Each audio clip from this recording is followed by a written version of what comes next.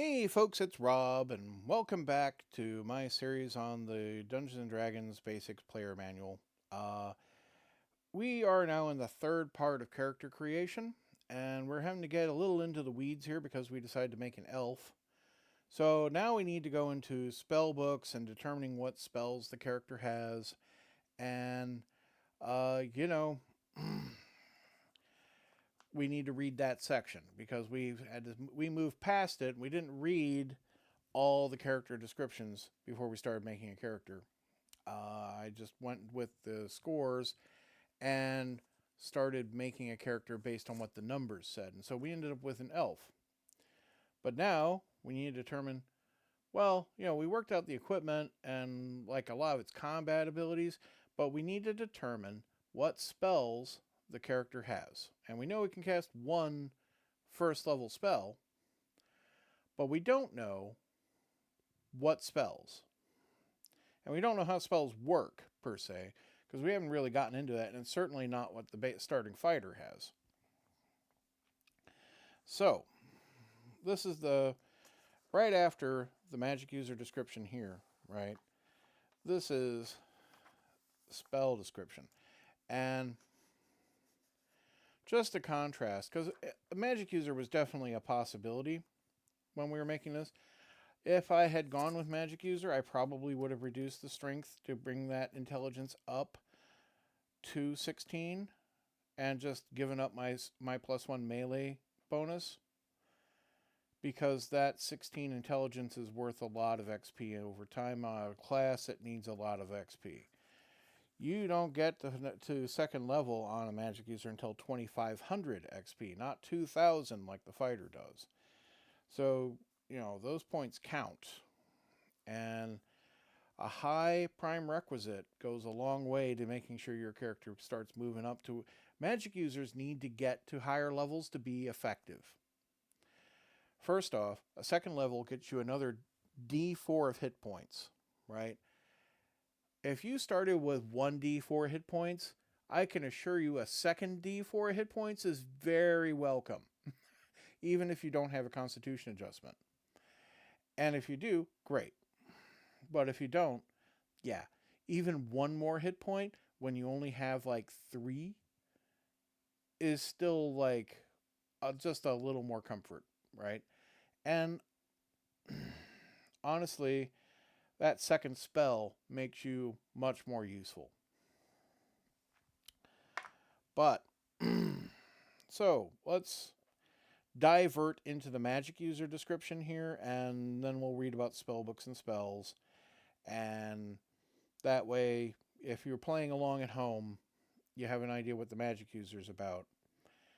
And well, that we can proceed with full knowledge, right? So, magic user description. Magic user is a human character who studies the powers of magic. Magic users find spells, put them into books, and study those books to learn the spells. Magic users have their own spells entirely different from cleric spells, and magic user has poor fighting skills and should avoid combat. In D&D games, magic is merely a part of the action of the game. The player can imagine how spells would be cast using various mysterious items, but no special items are needed by the player. After the player has learned the effect each spell has in the game, magic user is an easy way to play as any other character class, which is pretty true. Uh, you don't need to remember special magic words. You don't need to remember some gesticulations. And this is also true of Advanced Dungeons and Dragons, even though that the spells in Advanced Dungeons and Dragons do have casting components, and those need to be considered, but you don't need to role play them out.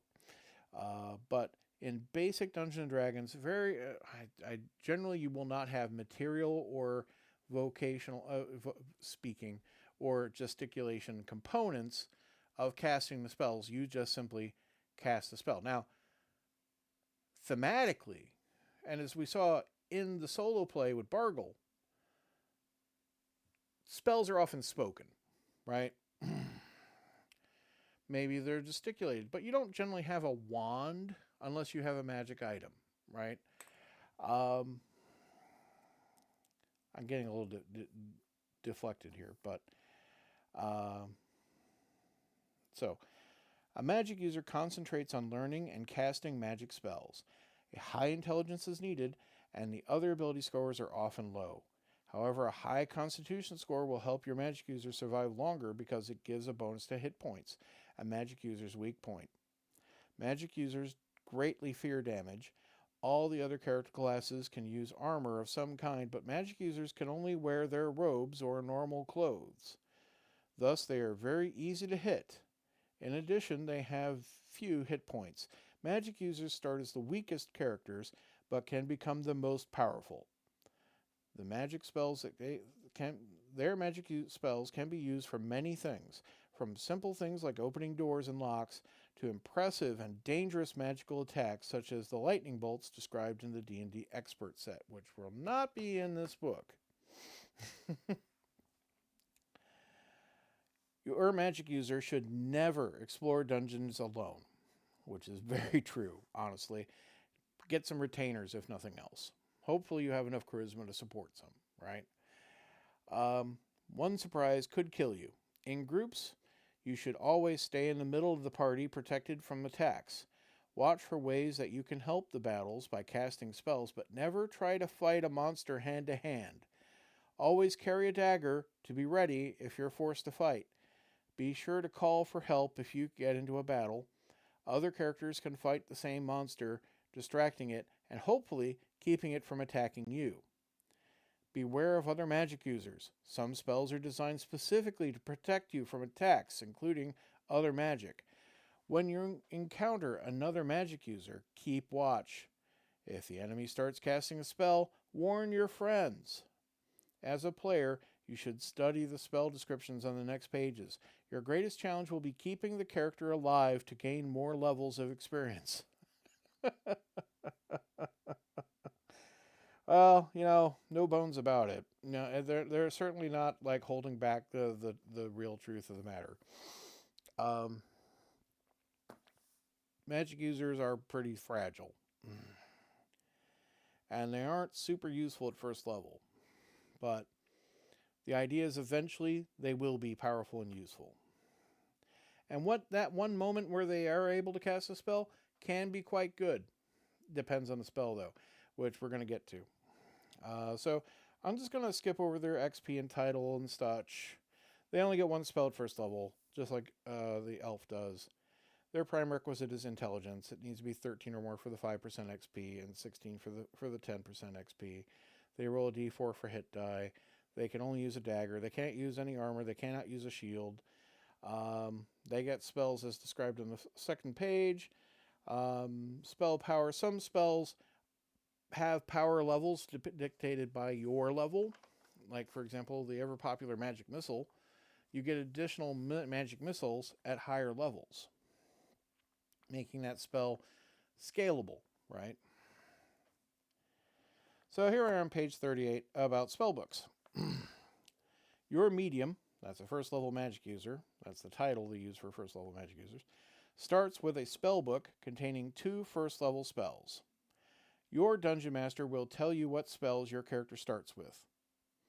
The spellbook is a large, bulky thing and cannot be easily carried.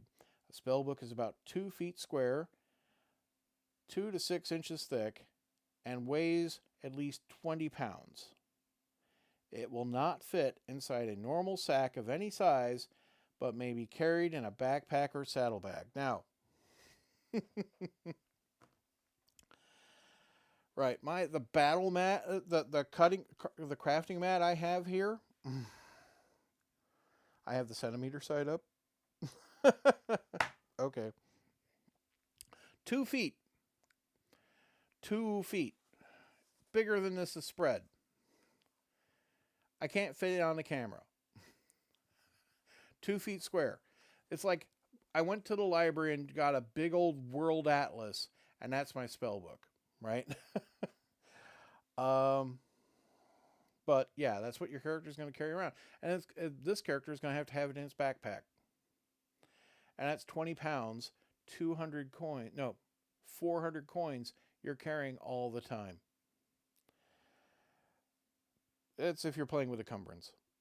But, magic user, they're not carrying a whole lot else.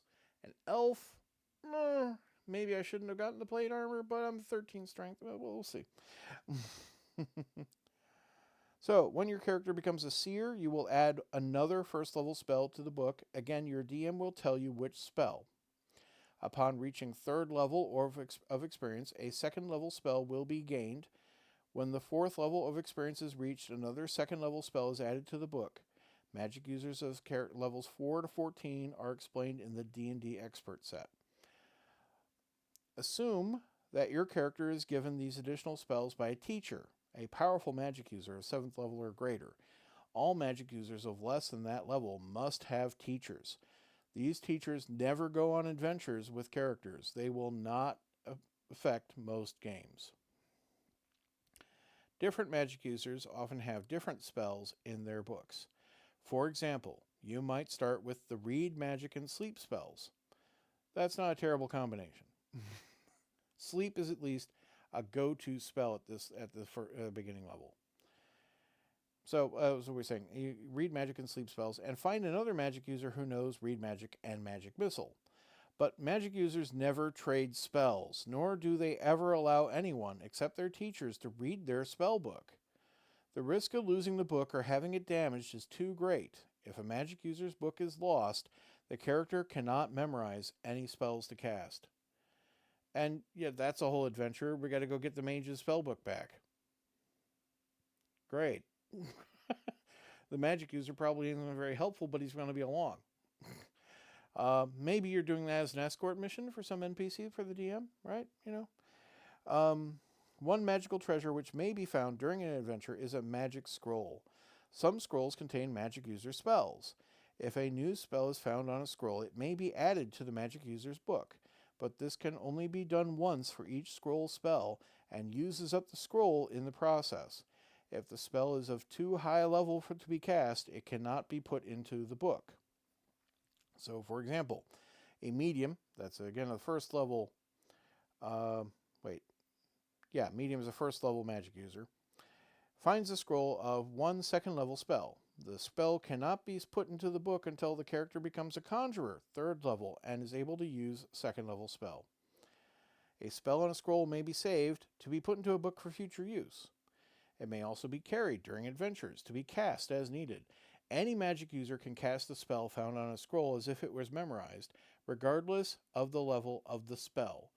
If the spell is cast, it disappears from the scroll. So if you happen to have that 3rd level fireball spell on a scroll, you can have a 1st level adventurer cast it. I don't know what DM gave you a fireball scroll, but it is possible. You, the player, need only keep a list of which of the many spells are in your character's book. Keep the list on your character sheet under special abilities. Scrolls are magic items listed on the back of the character sheet. Learning spells. To learn a spell, the magic user must be completely rested. A good night's sleep is enough. The character then gets out the spell book and studies the spells to be used, which takes an hour or less.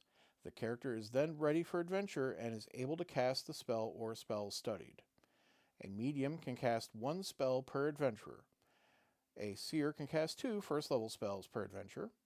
A conjurer can cast 3 spells per adventure, 2 of the first level of power and 1 of the 2nd level. In more advanced games, adventures may last more than a day. In such cases, a magic user can study spells each morning if completely rested. A mule should be brought along on long adventures to carry the spell book along with normal equipment. But beware, if the book is lost, the character is in big trouble. If that happens, ask your dungeon master what you should do. Don't confuse the spells memorized with spells in a book. Your magic user character will eventually have many spells in the spell book, but can only memorize a few each day. Casting spells. In the game, when you want your character to cast a spell, just tell your dungeon master. For example, I'm casting a sleep spell at the goblins. Not a wild phrase to hear. The DM may ask for some details. For example, some spells are cast at a target, and you must tell the DM what the target is. The player does not have to learn any special words. When the magic user casts a spell, the memory of that spell is forgotten. Imagine that the magic user's memory is like a blackboard. When studying the character writes the spells on the blackboard, but each spell is erased as it is cast. Your character has studied a spell twice and casts one, the other still remains to be used. So, for example, the spellbook of Felonius the Seer has 2 spells in it, Sleep and Shield. Before going on an adventure, he decides to learn Sleep twice, as he can cast 2 spells per adventure. He casts 1 in a battle and still remembers 1 sleep spell to be used later in that adventure. The character must be able to gesture and speak without interruption to cast the spell. So this is how, I was talking about components of spells. The character needs to be able to freely move to be able to cast a spell. So there may be a gesticulation component, there may not be, but we're not specifying it. We just know that the mage needs to be able to move around freely enough in his own space, right? While casting a spell, the magic user must concentrate and may not move. Well, not like move out of where they're standing, right? A spell cannot be cast while the character is walking or running. If the magic user is disturbed while casting a spell, the spell will be ruined and will still be erased, just as if it had been cast. So, let's say you're in a fight, and it's a very typical thing to do. The enemy magic user is casting a spell. You want to interrupt that spell by attacking the magic user if you can. An attack will be plenty to disrupt the spell, and they will not only not be able to cast the spell, but that spell will be gone. They cannot cast that spell again in the fight.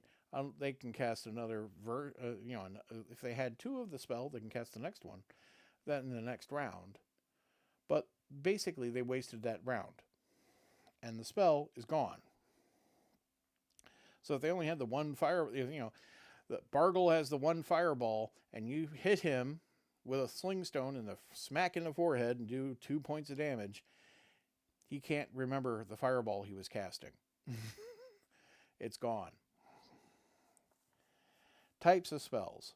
Most spells have an effect that lasts for a given time. For example, a magic missile spell creates a glowing arrow that follows the magic user around until either it is shot or a turn passes, which is 10 minutes of time.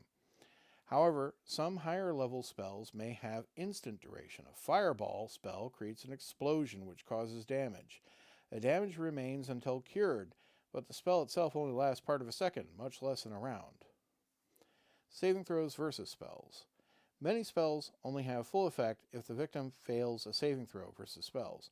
If the saving throw is allowed, it is mentioned in the spell description. Not everything can be saved against. For example, you can't save against the magic missile. But you can save against charm, for example.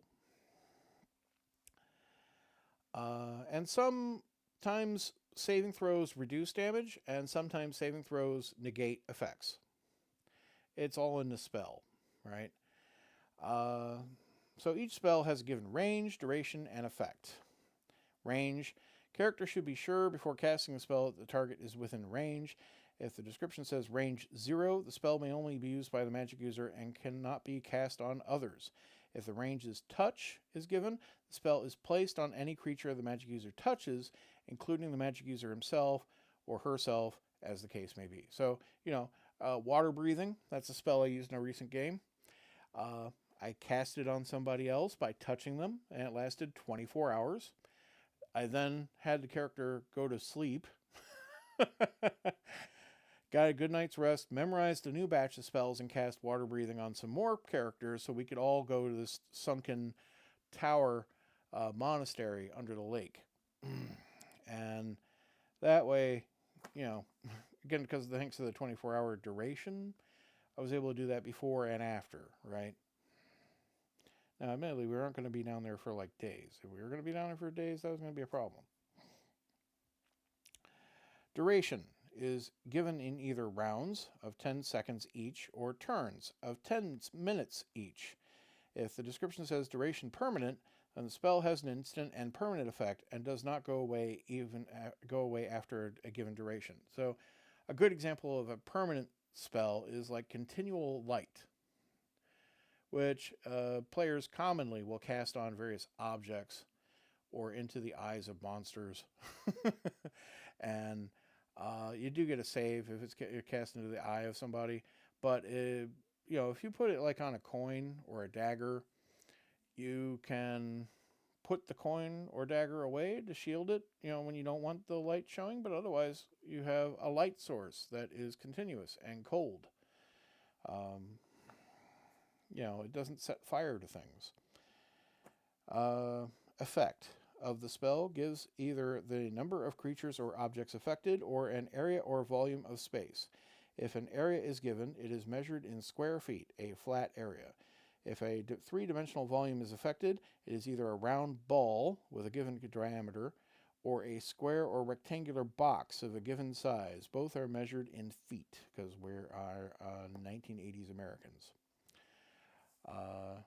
The 70s slight love affair with the metric system has faded. Magical spell descriptions. And here it lists all the first level spells. And we get 2 spells. And I'm not going to read all the spells right now. We're just going to randomly determine 2 spells. I would say quite often I will give Read Magic to a magic user and then another spell. Or I give Read Magic and then the 2 spells. Because Read Magic is a fundamental part of what a magic user does. And I usually want them to have the Read Magic spell to read the scroll for putting it into their spell book. The compendium adds an additional 13th spell called Analyze, which is basically, as you might notice if you have a keen eye and are familiar with a lot of games, functionally an Identify spell, which does not exist in this game.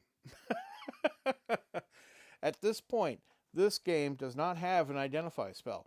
If you encounter a magic item, you're either going to have to find somebody who can tell you what it is. Like, when we went back to town and I had the potion and identified by the cleric. Or the DM is going to have to decide that you have some way of knowing what this is.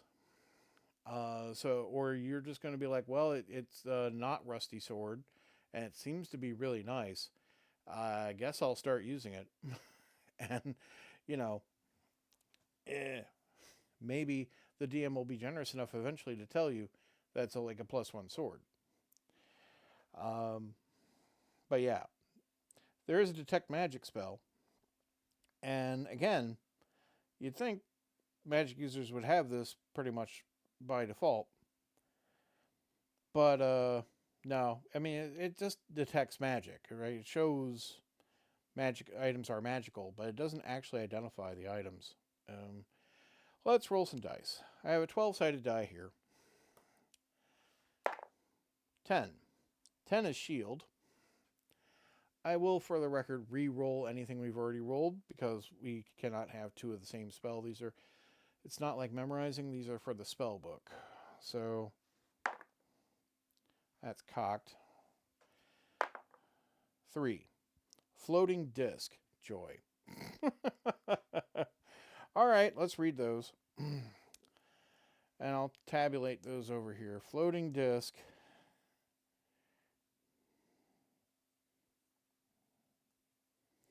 And we got shield. Shield's not terrible. Floating disc is... It's a utility spell, but it's also not very utility. We'll get into it. Floating disc. Range 0. So it only affects me. Duration 6 turns. That's 1 hour. Effect, disc remains within 6 feet. So we'll get into the description here. This spell creates an invisible magical horizontal platform about the size and shape of a small round shield. It can carry up to 5,000 coin or 500 pounds. So I guess we decided 10 coins is a pound right here. It cannot be created in a place occupied by a creature or object. The floating disc is created at the height of the magic user's waist and will always remain at that height. It will automatically follow the magic user, remaining within 6 feet at all times. It can never be used as a weapon because it has no solid existence and moves slowly. When the duration ends, the floating disc will disappear, suddenly dropping anything upon it. So, first off, the platform appears at waist height and stays there. If you try to climb up on it, obviously your waist goes up. You can't get up on top of the platform. Someone else may be able to get up on the platform, but again, it's not huge. And platform is a generous term because it's the size of a small round shield, so it's probably about the size of the freaking spell book that you have. Maybe a little smaller. It can hold 5,000 coin, which is either 250 or 500 pounds, depending on whose interpretation you're using. That's fine, but you have to get that weight up onto the platform. Again, it's a good place to put somebody's body if you have someone to help you put it up there, as it drapes over this over the floating disc. It's not much use for a whole lot of other things because it is so limited. So that's floating disc. Let's get to the better spell for this character, shield. So here's shield down here. Range 0, again, only affects myself. 2 turns, so 20 minutes. The magic user only. This spell creates a magical barrier all around the magic user, less than an inch away. It moves with the magic user. While the duration lasts, the magic user becomes AC 2 against missiles and AC 4 against all other attacks. If a magic user is shot, if a magic missile is shot at a magic user protected by the spell, the magic user may make a saving throw versus spells. 1 saving throw per missile. If successful, the magic missile will have no effect. I know in video games, quite often, that's actually just seen as a straight up no saving throw. It's just, it stops magic missiles. But, yeah, there's a saving throw. Those are the 2 spells we have. Sleep, classic, very useful. Magic missile, fantastic. Protection from evil, not so, it's fine. Light, also, good utility spell. But we don't have any of those.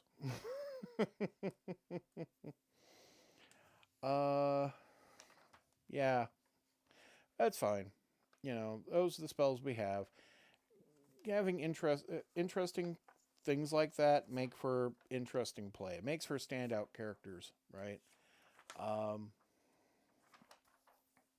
It's up to you to make it interesting. Remember that. Now we're going to get back into this section, and we only have a couple minutes for the half hour. And alignment is over here a couple pages away, which is what I was hoping to get to next. This is mostly about playing with others, right? And some of the particulars of this version of the game. And yeah, we'll be getting into it. I suppose we'll have to save that for a part 4 on character creation, I guess. But it's also going to be about, let's do alignment real quick, right? We'll skip ahead. We'll do these bits. Because I do want to just kind of close off the character creation part. And maybe we'll go into some of the character classes we haven't talked about on the next part. But that way, this is kind of a more closed loop of these 3 parts, right? Character alignment. 3 basic ways of life guide the acts of both player characters and monsters. Each way of life is called an alignment. The 3 alignments are called law, chaos, and neutrality. Each alignment has a language that includes hand signals and other body motions. Player characters always know how to speak their alignment language in addition to any others they may know. If a monster is able to speak, it will also be able to use its alignment language. So, a goblin will have an alignment language. An orc will have an alignment language. But a snake, unless it's some kind of special smart snake, will not. Players may choose the alignments they feel will best fit their characters. A player does not have to tell other players what alignment he or she has picked, but must tell the DM. Most lawful characters will reveal their alignment if asked. When picking alignments, the characters should know that chaotics cannot be trusted, even by other chaotics. A chaotic character does not work well with other player characters. Now, I've been there. I've played chaotic good in Advanced Dungeons & Dragons. A lot of people like playing chaotic good. They like to feel the freedom of being chaotic while being a good person, right? The game kind of allows for that and kind of doesn't. In many ways, think of this as good, neutral, and evil, but in other ways it is law, chaos, and neutral. And chaos is a continuum of good and neutral and evil. It does contain monsters that are good but chaotic, and lawful but evil. A classic example of something that's lawful but evil is a devil. Now, later editions of the game remove things like devils and demons and all those things that were part of the panic, right? And I was there. My mom took my stuff away for a period of time until I convinced her that was nothing. And geez, boy, was I unhappy for a while. But, yeah, the satanic panic was real. But honestly, those people were never buying these games.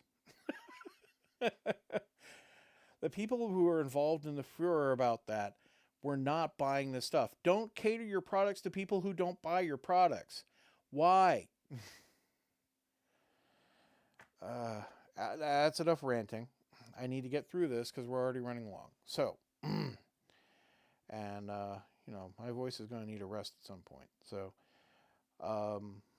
the alignments give guidelines for characters to live by. The characters will try to follow these guidelines, but may not always be successful. If a DM feels that a player is not keeping to a character's chosen alignment, the DM may suggest a change of alignment or give the character a punishment or penalty. So, a little stray, okay.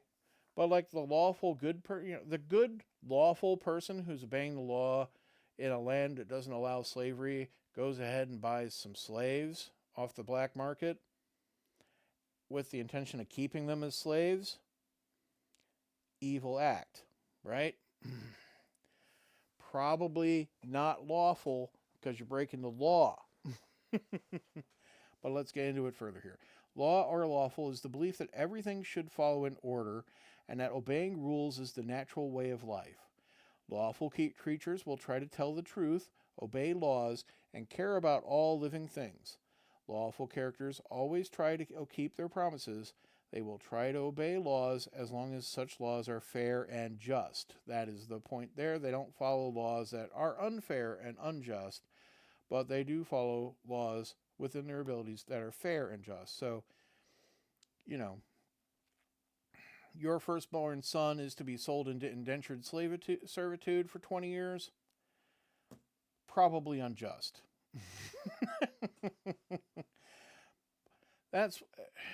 I'm familiar with both the AD&D and the D&D approach to alignment, and honestly, they're both solid choices, but sometimes the nuance of good versus evil is a little simplified in this edition of the game.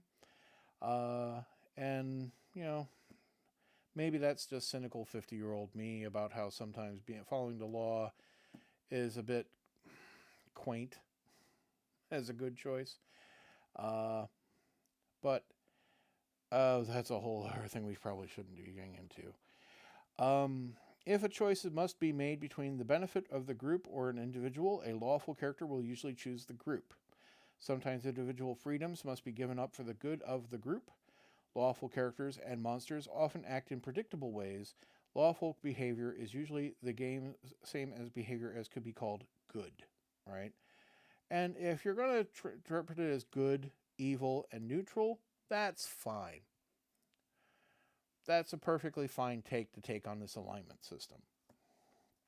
Chaos, or chaotic, is the opposite of law. It is the belief that life is random and that chance and luck rule the world. Everything happens by accident and nothing can be predicted.